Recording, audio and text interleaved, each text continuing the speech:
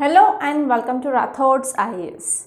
Today in this lecture, we are going to see current affairs of 29th February 2024.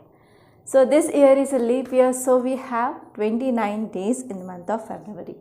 Okay, so this leap year is very important, and from CSAT point of view, you will be practicing one topic called as calendar, right? So in that calendar, so you will be getting confused with this leap years, and mostly the questions will be from leap years. So you have to focus on that topic. Okay. So this is the tip of the day for CSAT. So now let us see our Delhi edition of Hindu. So I am taking here Delhi edition. Okay. So whichever edition you are having, you can go through that simply. There is no problem with which edition you are going through. And one more thing here is, always before starting your newspaper, so you have to take out the syllabus copy. So after taking out of the syllabus copy, go through that which are the topics present in GS1, GS2, GS3, GS4, so that you can easily understand like which are the articles important from our examination point of view. And I will be making a dedicated video like how to read newspapers soon, okay? Especially for beginners, it will be very useful, like how to pick up the articles. Clear?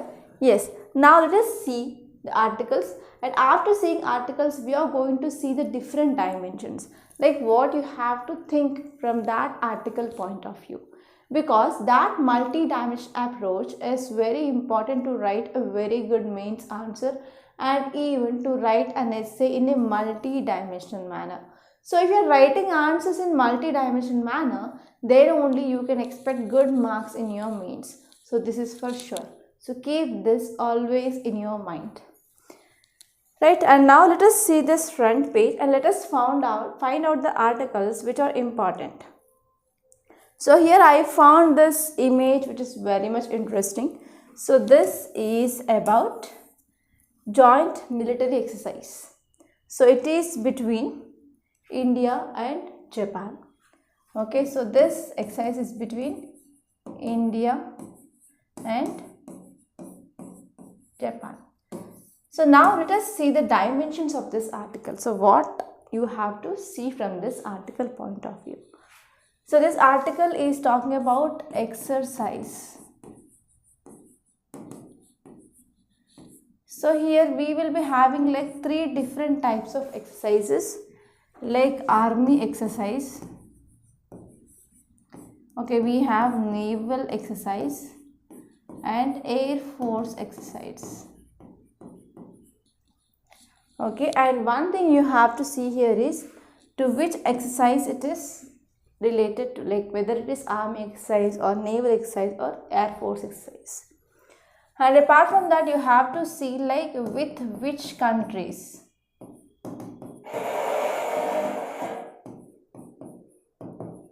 You have to see like with which countries we are having this exercise. Okay, so this country's point of view is also very important, because India is having this type of exercise with US, with UK, with France, with Russia, and even some South Asian countries.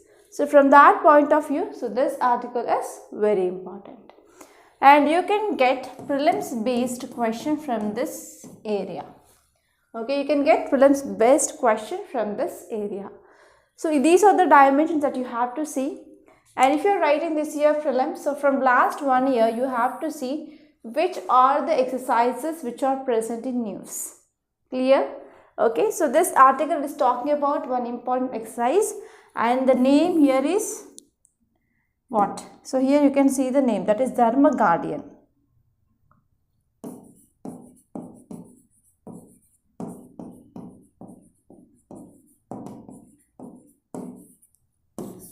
So name here is Dharma Guardian. So it is between India and Japan, right?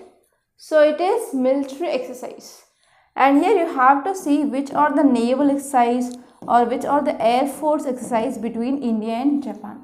So from this area also you can expect a prelims based question. Clear? And whenever you are writing mains answer regarding the military cooperation or any other cooperation between India and Japan, So you have to also add this dimension, like we are having this type of exercises between India and Japan. So in this way also you can enrich your answer. I hope you understood, right? Yeah, now let us see the notes part. And this is first topic. So here why it is in news. So recently India and Japan kicked off 2-week military exercise, and name here is Dharma Guardian. So in which area? In Rajasthan's Mahajan Field Firing Range. And in this way we are improving the cooperation between India and Japan. So if we're talking about details of this Dharma Guardian, so it is an annual exercise. Okay, it is an annual exercise which conducted alternatively in India and Japan. That means 1 year it is conducted in India. Like this year it is in India, and 2025 it will be in Japan, and 2026 it will be in India. So like that alternatively we are conducting this exercise in India and Japan. And it is 5th edition of joint military exercise, which is between Indian Army and as well as Japan. And the important aim of this exercise, it is to improve military cooperation between India and Japan, and even to enhance combined capabilities to execute joint operations in semi-urban environments. Okay, so all these are even present in our chapter 7 of United Nations Charter. Right, and if you see here, so this exercise which is mainly focusing on high degree of physical fitness. It is focusing on high degree of physical fitness, joint planning, joint tactical drills, okay, and as well as special army skills or special arm skills. So on all these areas, so they are focusing now. And if you're talking about what is the significance of this exercise, so there are 3 important points that you have to keep in mind. So not only from this Dharma Guardian point of view, so if you are writing some answers, so you can write some common points. For example, if you are writing any answer regarding international relations, so if you are talking about relations between India and other countries, so there are some common points that you can write, okay, for most of the answers of international relations. So in the same way here, so if you are talking about significance of any exercise, so please keep these 3 things in your mind. So first one is we are sharing the best practices in techniques, in tactics, procedures, etc. Okay, so we are sharing the best practices. And next one is the exercise will also facilitate developing interoperability and as well as bone harmony between the troops. So we are also focusing on interoperability. And next one is it will also enhance the level of defense cooperation, and even that will be helpful for fostering of bilateral relations. That means to improve the relationship, like for example friendly relations between India and Japan. So this is about this topic. And now let us move back to our newspaper. Yes, here there is one important keyword, that is ED, CBI are at liberty to arrest Sheikh Shah Jahan. It is a thing which said by Calcutta High Court. So here you have to focus on the keywords, that is ED and CBI. So already I discussed number of times regarding what is the CBI, what is this ED. So just I will be giving you the dimensions. So please open your Lakshmikant and go through this topic. So we have Enforcement Directorate. Okay, so you have to see like what is this ED, and you have to see whether it is a constitutional body or a statutory body, and also you have to see like what is the mandate. Okay, what is the mandate and what are the functions. Okay, what is the mandate and what are the functions of this ED. And apart from this, there is also one more keyword, that is CBI. So you have to see this, what is this CBI. And there is some controversy which is going on regarding the CBI. So here CBI is called as a caged parrot. It is called as a caged parrot. So you have to see why this CBI is called as a caged parrot. And even here also you can see like Delhi Police Act, what is this? And even you can see like what are the functions and mandate.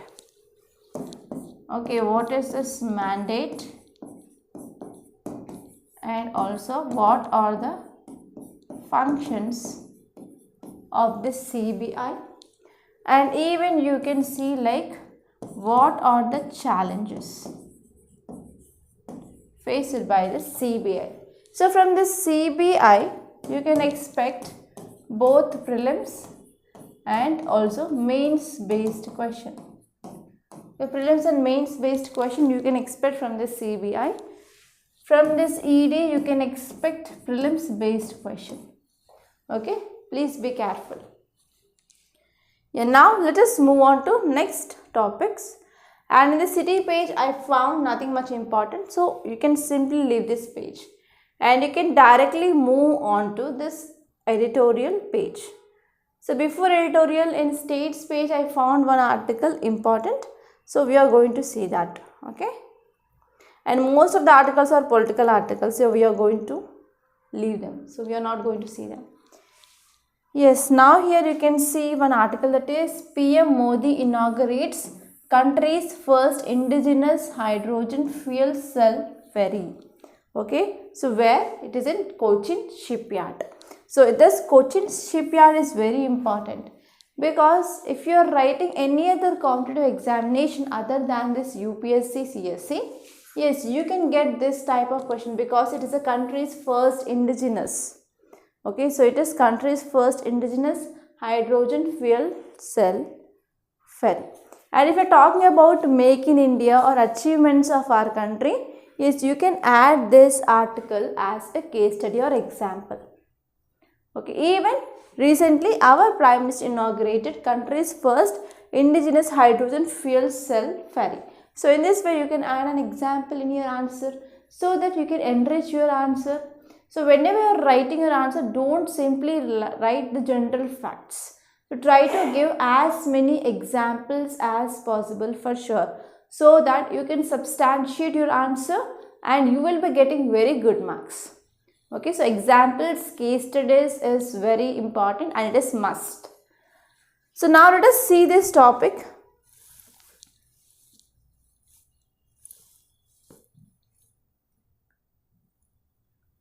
So here title says PM Modi inaugurates country's first indigenous hydrogen fuel cell ferry. So if you see context, it says that our Prime Minister, he flagged off India's first indigenously built hydrogen fuel cell ferry boat. Okay, it is a ferry boat. So this vessel has been built in Cochin shipyard, and this Cochin shipyard is very important, and you can get options like Visakhapatnam, Mumbai, like that, but it is in Cochin shipyard. So the pilot vessel, it is a 24 meters and it can carry, the carrying capacity of this boat is 50 passengers, and it is also having a full air conditioned space for passengers, and it is helpful for making mobility smooth and easy. So these are the main important features of that ferry. So if you are talking about some facts regarding what exactly is this hydrogen fuel cells. So this hydrogen fuel cells is very important. Okay. So hydrogen fuel cells, they are zero emission solution. Okay, they are zero emission solution, and it emits only water from its tailpipe.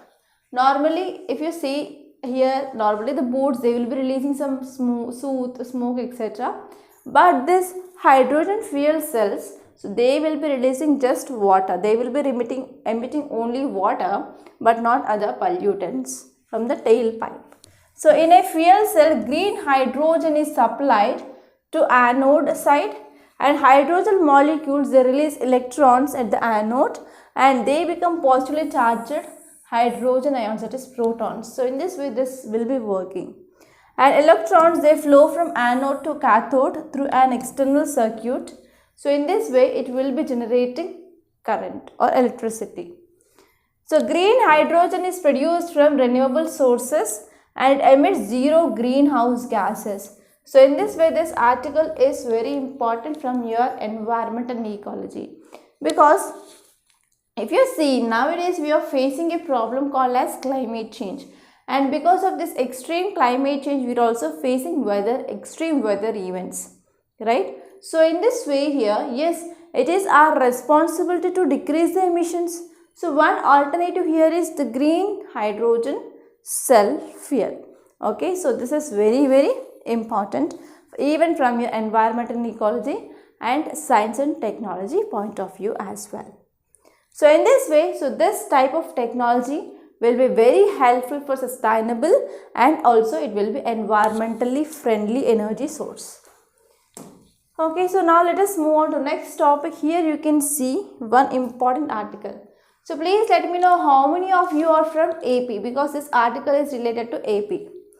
So we'll adopt declaration on special category status for AP.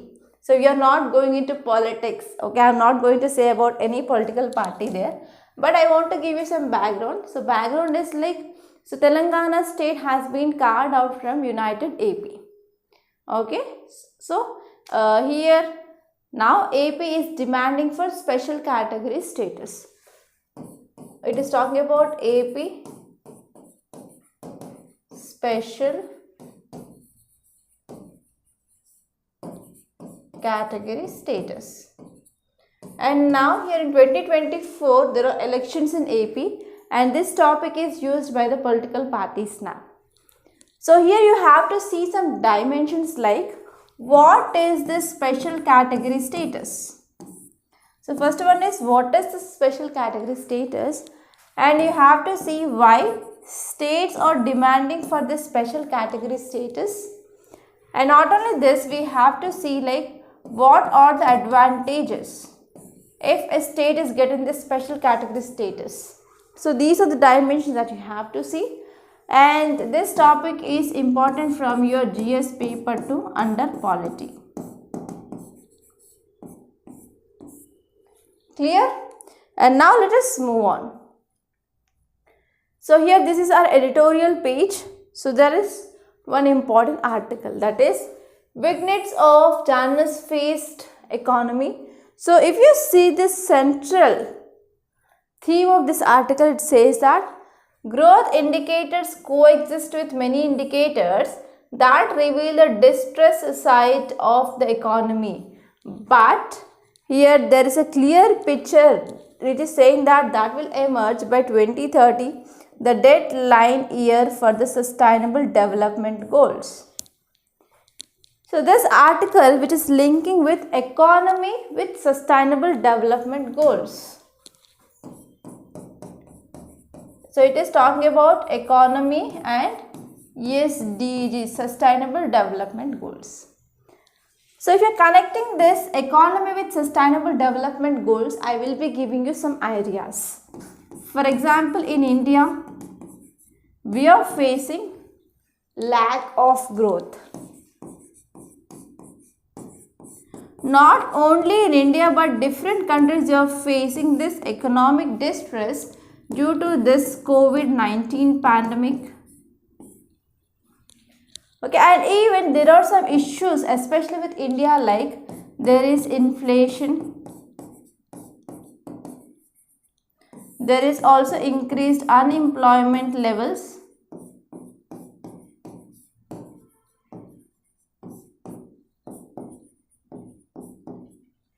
and there is also increased poverty levels, and also increasing of hunger and malnutrition levels. And one more thing here is, so this year we are having elections for Lok Sabha. So this year government introduced interim budget. Okay, and we have lots and lots of problems in our economy. Like for example, there is increasing of NPAs, non-performing assets in banking sector, and we are attracting less investments. This is also one important issue, right? So on another side, we have to achieve this 17 Sustainable Development Goals, and target year is 2030. So if you want to achieve that Sustainable Development Goals, so government need to invest, right? or government need to increase public expenditure. If the government want to increase its public expenditure, so it is already facing the issues with this exchequer. So because of this, here achieving of this sustainable development goals is difficult. So this is the thing which mainly said by author. And now let us see here.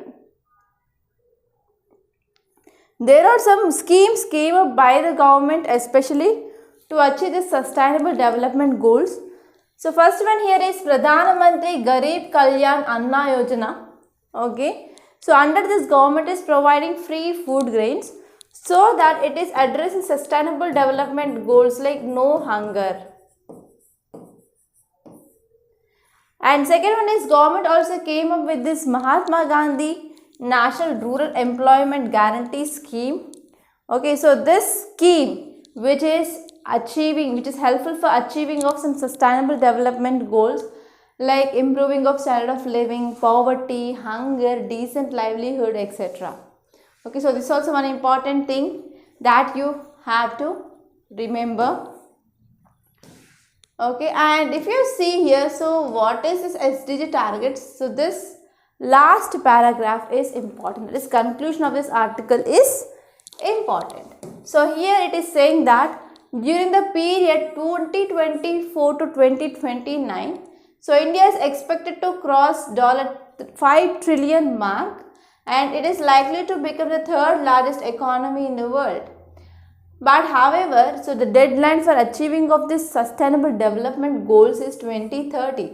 So given the present scenario, so the number of countries are likely to be falling behind achieving these targets. So the extent of India to achieve this SDG would expose the claims of growth and as well as size of economy. So here we need to have some input that should be given to achieve this sustainable development goals. So this is the thing which mainly set by the author. So I hope it is very clear. So if you are understanding the things that I am teaching here, so please try to hit the like button. So don't forget to hit the like button.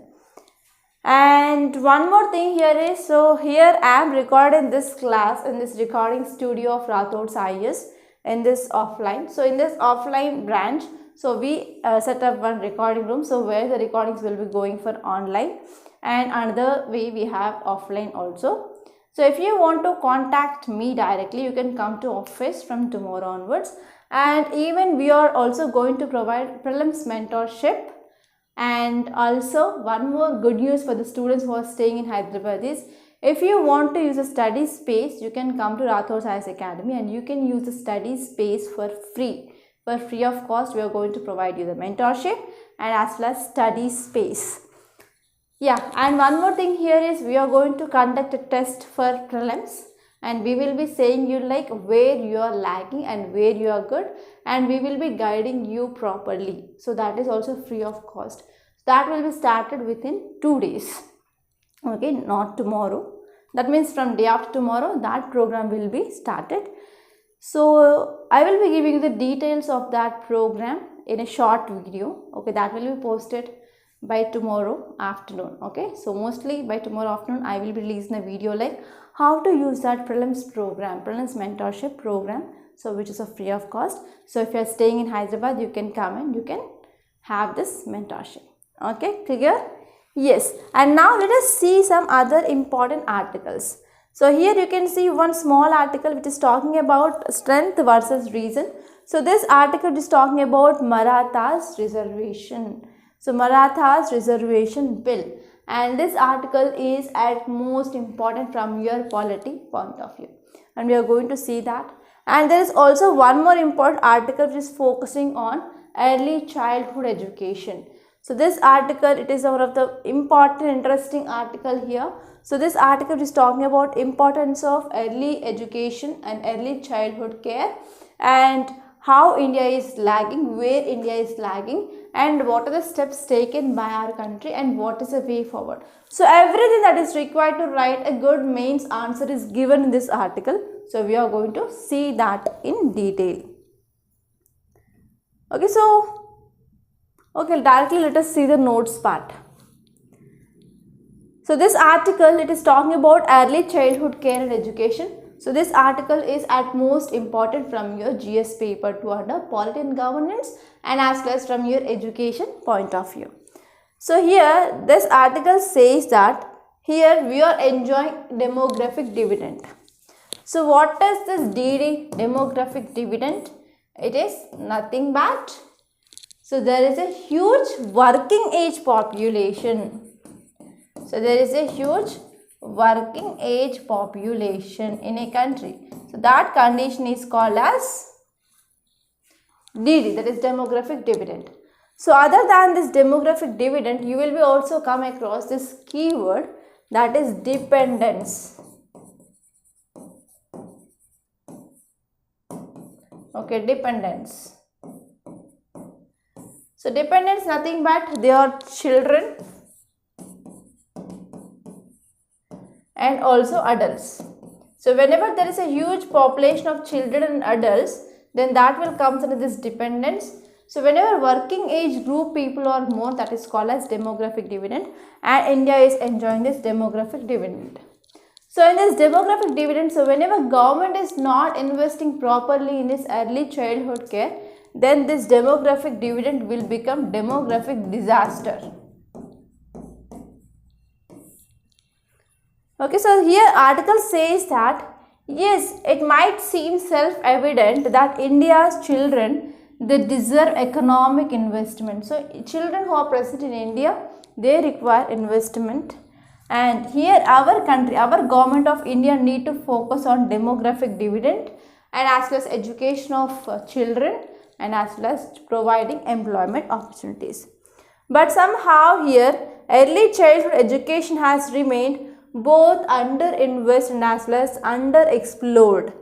So over some decades like 20 years, 30 years, so this area has been neglected. Okay, so there is less investment and as well as underexplored. They didn't do any exploration in this childhood care. So with increasing focus on government on women-led development, so here the new survey which mainly done by this Ministry of Women and Child Development and Labour on working women, care work and early childhood are finally being seen as part of critical work. And if you are talking about the focus on the earlier in the life cycle, so the argument which had been increasing nowadays is we have to increase our investment in early childhood care and education. So we have to increase investment in this early childhood care and education, and it's one of the basic one. So here whenever we are investing in the human resources, the returns will be very high. So this is the thing which mainly said here. Okay, and one more important problem in our education is like many students, they are unable to read standard 2 text or some basic subtractions. So even children, they are facing problem in doing some basic subtractions and as well as reading the standard 2nd class textbook. So this has prompted a shift of focus even earlier in the life cycle. So children who are under 6 years of age lean to initiatives like, for example, government came up with some initiatives like Nipun. Nipun is National Initiative for Proficiency in Reading with Understanding and Numeracy. And next, government also came up with this Foundational Literacy and Numeracy courses. And next one is Ministry of Women and Child Development also came up with this program called as Poshan B Padhai B. So it is focusing on improving of early childhood care and education through Anganwadi system. So these are the steps that are taken by government like Nipun, and next one is Poshan B Padhai B. And even in the recent interim budget of Government of India, so they came up with upgradation of Saksham Anganwadis, and also they are providing Ayushman Bharat services even for this Anganwadi workers and as well as Asha workers. So in this way, this step, it is one of the encouraging step. And there are some estimates which are saying that whenever we are increasing our research and development, whenever we are doing investments on this early childhood care and education, so it will be improving women's physical and mental health and even lifespan of women, and public expenditure, children's education attainment, and even their physical and mental health and even social unrest will be decreased if we are focusing on this early childhood care. And even Nobel laureate, he said that, so here children who received high quality of early childhood care and education, so they grew into less violent adults. So they will grow into less violent adults and they will become stronger, they will be having some stronger emotional skills, and that will be built very much early in their minds, and that will be helpful for preventing of later student suicides. So nowadays the student suicide cases have been increased, right? So because of this, one important step that you can write is, so we can provide proper early childhood care education so that we can prevent this suicide. So in this way also you can use this article, okay? And this article says that what is the way forward? So way forward here is we have to improve our investment or in this early childhood education, and even we have to do some research. So there is a clear need for systematic rigorous research in Indian context, and we have to build on work of leading academics on microeconomic and as a social implications on early childhood development, and in order to formulate evidence-based policy. So it is very much critical, like whatever the opportunity that we are having, we are not utilizing that, and even the investment is very low. So we have to invest especially in the allocation of material resources for children and also money and high quality talent to the early childhood sector. And even international researchers like University of Chicago and Yale University, they are saying that if they are spending $1 in this ECCE, that is early childhood care education, so they are getting returns of about 13% of returns. So in the same way here, India needs to have a proper studies, and India needs to explore this early childhood care and even including Anganwadi system, so that here we can tap as much as potential that we are having. Okay, so this is about this topic. And now let us see next topic. It is about Maratha reservation bill. Okay, so we are going to see this in detail. So why it is in news? Recently Maharashtra Assembly, Maharashtra Assembly passed Maharashtra State Reservation for Socially and Educationally Backward Classes Bill of 2024. Okay, so it is talking about 10% of reservation for Maratha community in jobs and as well as in education sector. So if we are talking about highlights of this reservation bill, so first one here is, so this bill which had been drafted based on Maharashtra State Backward Class Commission report, and this report which said that Marathas, they are socially and educationally backward, and because of this, so this report is justifying that yes, we need reservation for this Maratha community. And next one is, so this bill also specifies Maratha community as a socially and educationally backward classes under Article 342A subclass 3, and even we are providing reservation under these articles, Article 15 subclass 4, Article 15 subclass 5 and 16 subclass 4. So we are going to see these articles, what are they, because you can get directly a question in your prelims regarding these articles as well. So Article 342A subclass 3, which says that every state and union territory, they can prepare and they can maintain the list of socially and educationally backward classes. And these lists, they may be different from the central list. I won't bother. So this is the thing which said by this Article 342A subclass 3. And next one, it is from our fundamental rights, that is Article 15 subclass 4. So this article which empowers the state to make special provisions for the advancement of any SEBCs, that is socially and educationally backward classes list of citizens or scheduled caste and as well as scheduled tribes. And Article 15 subclass 5, which says about the provisions for reservation. So the provision for reservation of seats in admission to education institutions for backward classes. And next one is Article 16, so Class 4, which authorizes the state to make the provision for reservation of appointments or posts in favor of any backward class of citizens which in the opinion of the state which is not adequately represented in the services under the state. And if you are talking about what are the arguments in favor of this reservation, yes, there are some arguments in favor and there are some arguments against. So you have to see that.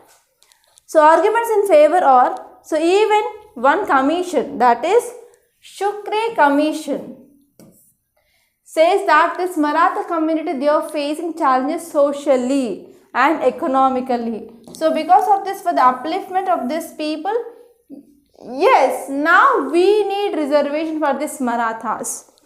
And this one is high percentage of farmer suicides. They are happening from this Marathas because they are very severe in economic distress. So because of this, there is an urgent need for targeted interventions to uplift this community. So because of this, we need reservation.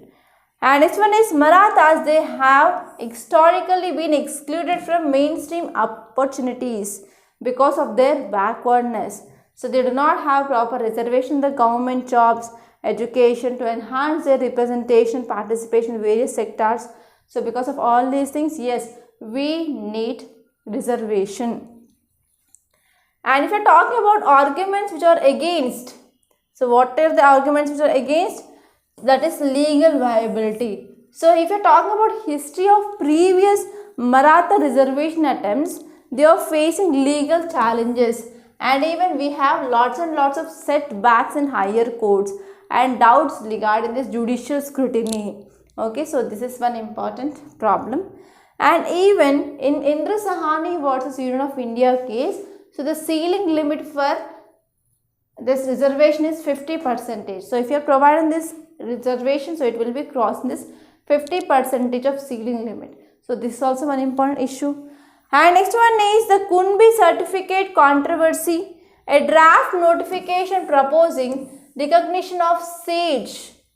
Okay, so as Kumbi eligible for OBC reservation, so now there is again the controversy which is raised by these opposition parties. And even, so there is one more important idea here is we need proper comprehensive approach. So we have to address this root causes of this Marathas backwardness. For example, we can provide education, skill, infrastructure, so which is essential for even sustainable development. Okay, rather than giving reservation. So these are some important arguments in favor and as well as in against regarding this topic. And I want to give you today's mains question is based on this Maratha reservation. Whether National Commission for Scheduled Caste can enforce the implementation of constitutional reservation for scheduled caste in the religious minority institutions. And you have to see this keyword is examine. So try to write answer for this question and post in the comment box so that the evaluation will be done. Right, and now let us move back to our newspaper. Yes, there is one more important and interesting article here is India's fight against rare diseases. And here this article is written by Shashi Tharoor. So whenever you are deciding which article to read, so go through those author also. Author is also very important because he is a third time MP for Thiruvananthapuram in Lok Sabha and as well as Sahitya Academy Award winning author of 25 books. So what are the articles he is writing? So he will be writing very authenticated data. Okay, so you can take this data directly and you can use in your answers. So now let us see some important dimensions regarding this topic. So this article is talking about rare diseases. So the name itself is saying that rare disease, that means it is seen in a very small or minute population. Okay, so because they are rare, so what are the problems? No medicines. Okay, so no medicines. For example, if I have a company like for a pharmaceutical company, So I don't have any company, but just I am giving an example. So if I am having a pharmaceutical company, so I will be manufacturing drugs that will be commonly used by people, okay, for common diseases. But I will be not preparing the medicines for this rare disease, because there will be very minute population they will be getting this disease, right? So because of this lack of availability of medicines.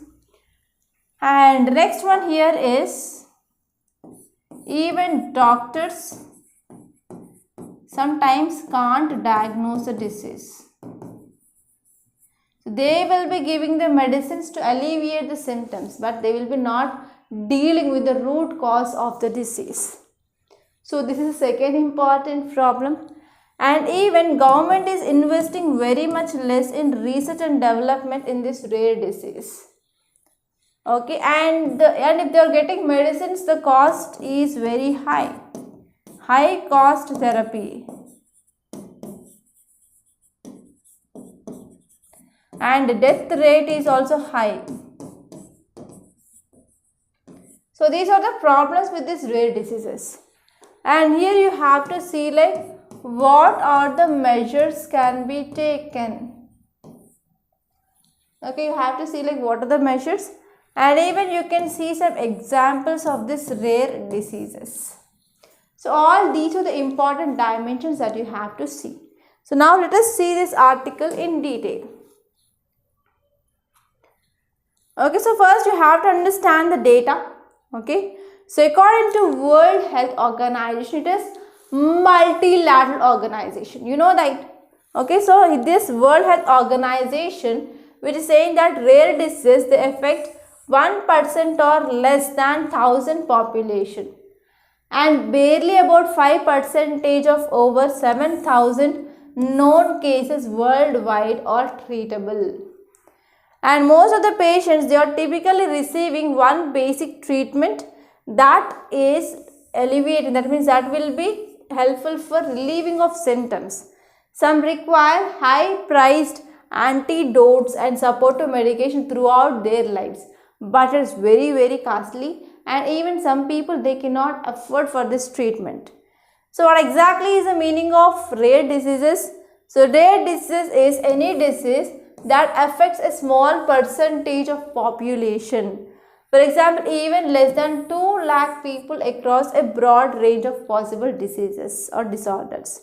So these rare diseases, they are majority thought to be genetic. So majorly they are genetic diseases, and they are passed from one generation to another generation like that.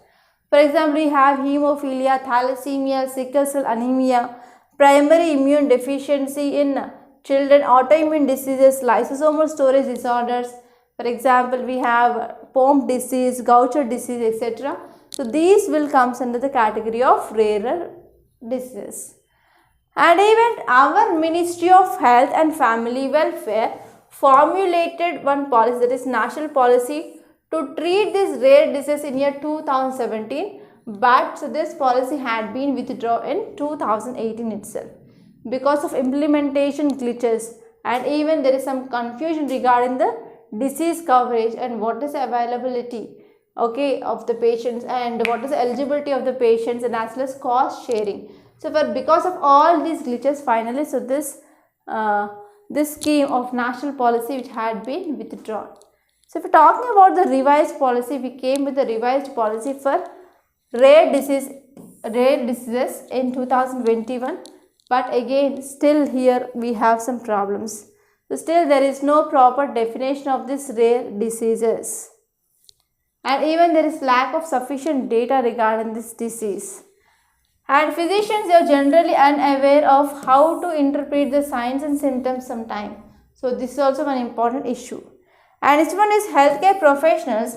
They have to be trained to improve their diagnostic accuracy.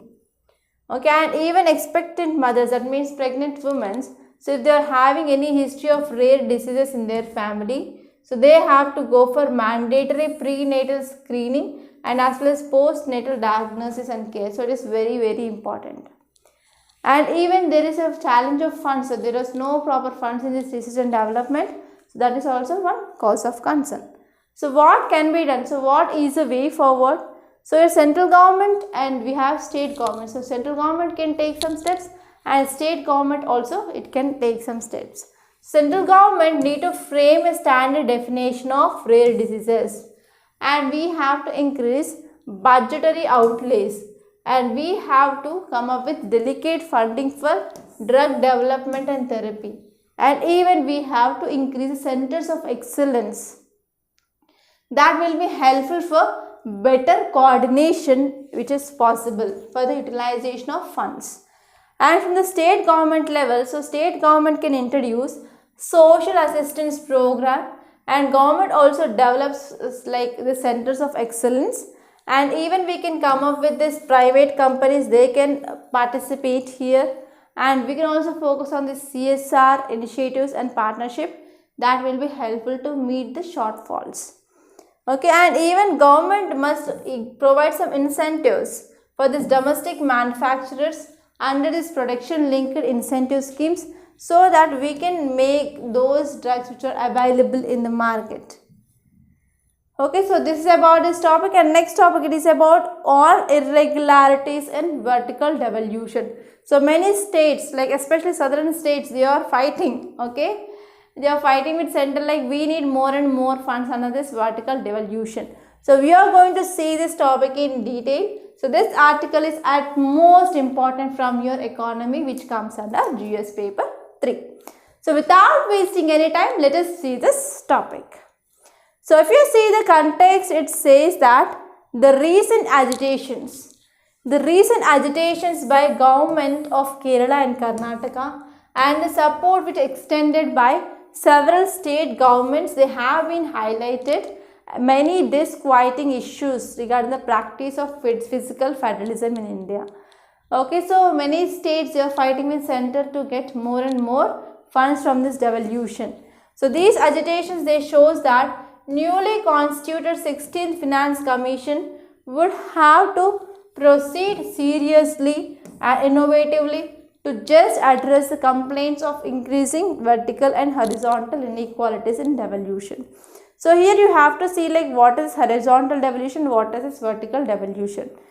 So if we are talking about Article 280 of Indian Constitution, which mandates that each finance commission should make recommendations about the distribution of net proceeds of taxes between union and as well as state.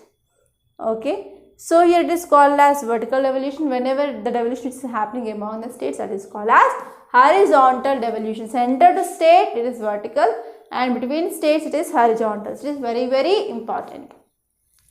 And what are the concerns that you are having regarding this tax devolution? So first one is whatever the cess, whatever the surcharges is collected by the government, that will be not forming the part. So this is the one important issue. And next one here is inadequate compensation for GST implementation. Like some states, they feel that compensation for revenue losses during GST implementation is insufficient. And not only this, even we need the fairer mechanism to address this revenue shortfalls. And even there is one more problem, that is lack of flexibility in fund utilization. Some states they are getting more flexibility and some states they are getting less flexibility regarding this use of funds. Okay, so these are the some important things that you have to remember regarding this topic. And these are the most important topics that appeared in our today's Hindu newspaper. So apart from this, we are also having other articles. Let us have a look over that as well. Yes, here you can see very important and interesting, that is luxury cars in India saw 30% increase in the last 5 years. So which are those luxury cars? For example, the preferred brands are BMW, Lamborghini, Porsche, Jaguar, Land Rover and Mercedes Benz. So these are the normally highly increased sales in India, that to 30% of increase. Okay, so here this data says that the number of luxury cars in India recorded a sharp increase in the last 5 years. So this analysis it is done by vehicle registration data. Nearly 5 lakh luxury cars have been registered till date in India, across various RTOs. Okay, that's it. According to the portal name is Vahan portal. So you have to see like in which state you are, and you have to see like what is the share of your state and why people are opting this luxury cars. Okay, I too have a dream like to have a small car, but don't know how much time it will be taking. I don't want this type of luxury cars. Okay, yes. Now let us move on to text and context. I discussed about this topic called as vertical devolution. And you can directly move on to this topic of news. I found nothing much important. So most of the articles are political articles. There is no need of discussing these political articles. Yes, here you can see one interesting article, that is 3,300 kg of drugs seized off Gujarat coast and 5 held. So it is about drug trafficking. So this topic is very important. It is part of your internal security also. So this article is talking about drug trafficking.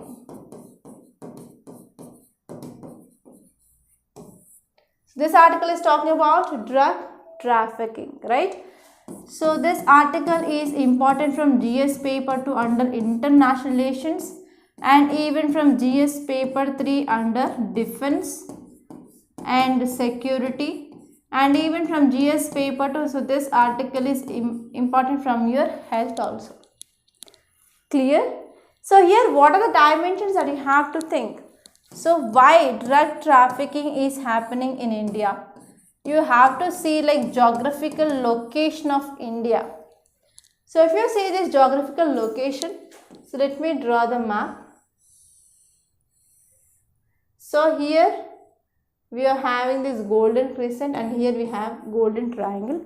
So these are the areas which are the hot spots for this production.